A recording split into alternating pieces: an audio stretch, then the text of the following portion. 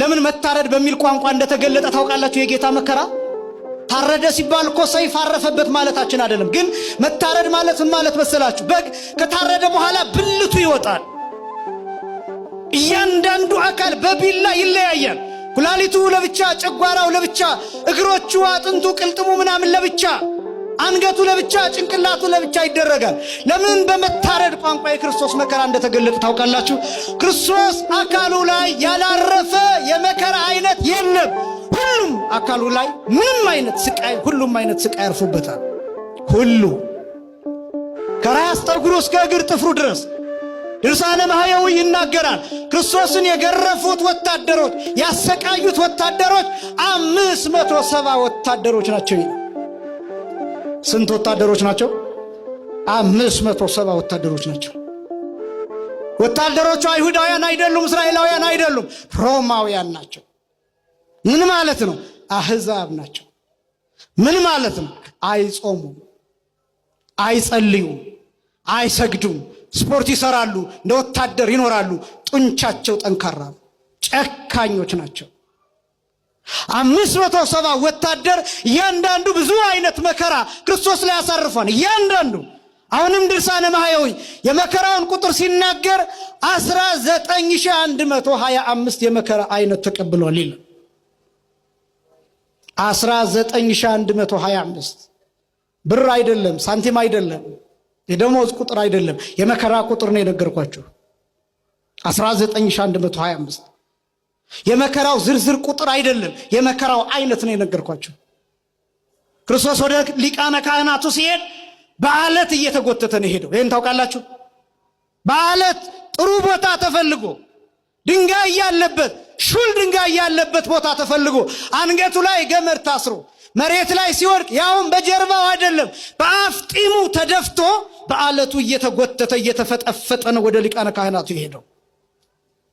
ደሙን አይጠርጉለትም ነበር። ደሙን አይጠርጉለትም ነበር።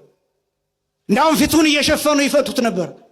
ጭንቅላቱ ላይ በትር ያሳርፉበት ነበር። ተነበይ ለነ አንተ ክርስቶስ ከሆንክ ትንቢት ተናገር፣ ማን ነው የመታህ ይሉት ነበር። ፊቱን ከገለጡት በኋላ ምራቃቸውን ይተፉበት ነበር። ሁሉንም አይነት ስድብ ተሰድቧል። ሁሉንም አይነት መከራ፣ ሁሉንም አይነት ስቃይ ተቀብሏል ክርስቶስ። መታረድ ማለት ይሄ ነው። እላዩ ላይ 70 የሚደርስ የብረት እሾህ ጭንቅላቱ ላይ ተደርጓል።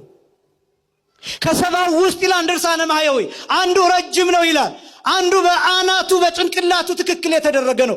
በሚስማር በመዶሻ ከላይ ሲመቱት እስከ ልቡ ድረስ ይወጋው ነበር።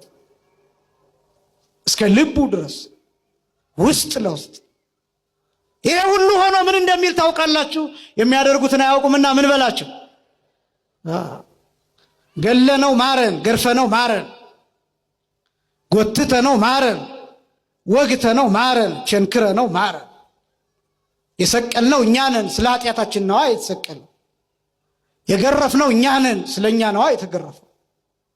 ቅዱስ ጳውሎስ ሲናገር ወሶበ እንዘ ጸሩንነ በሞተ ወልዱ ተሳሃለነ፣ ጠላቶቹ ስንሆን በልጁ ሞት ይቅር አለን ይላል። ክብርና ምስጋና ለስሙ አጠራሩ ይሁን፣ ስለ ምሕረቱ ስለ ርኅራኄው።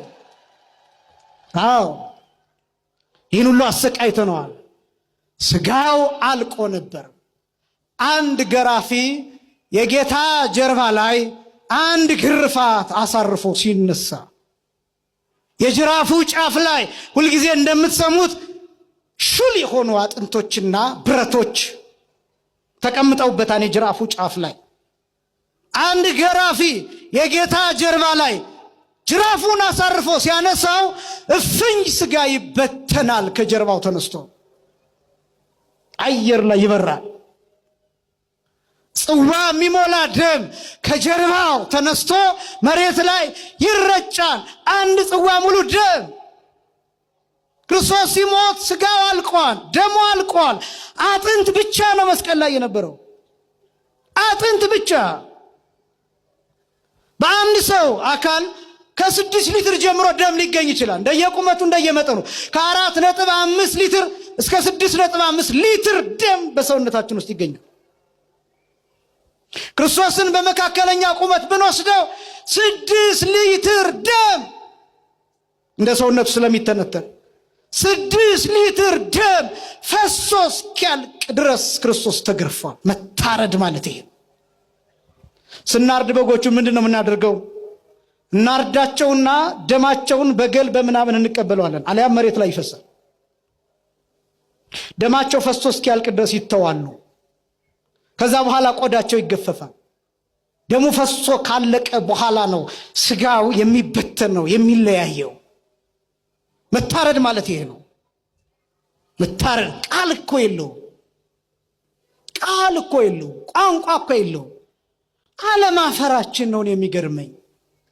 አለማፈራችን የታረደ ክርስቶስ እያለን፣ የታረደ በግ እያለን፣ ራሱን ለሞት የከፈለ አምላክ እያለን ግን ኃጢአት እንሰራለን።